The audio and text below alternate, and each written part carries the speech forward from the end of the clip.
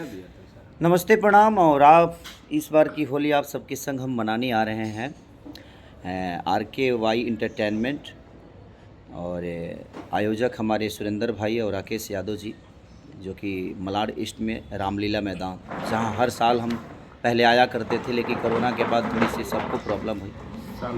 और शाम के 4 बजे वह सबसे मिले हम आई मुंबई 7 मार्च शाम 4 बजे रामलीला मैदान, हीरा बाज़ार के बगल में, हीरा बाज़ार माने बगले में बा।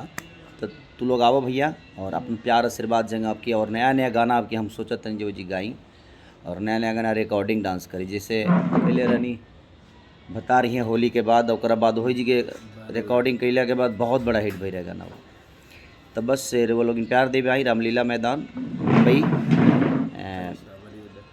और ये हमें राकेश यादव जी, जो कि ये और सुरेंद्र भाई ने खन आई, तो आइए और अपना प्यार और आशीर्वाद दीजिए। Thank you.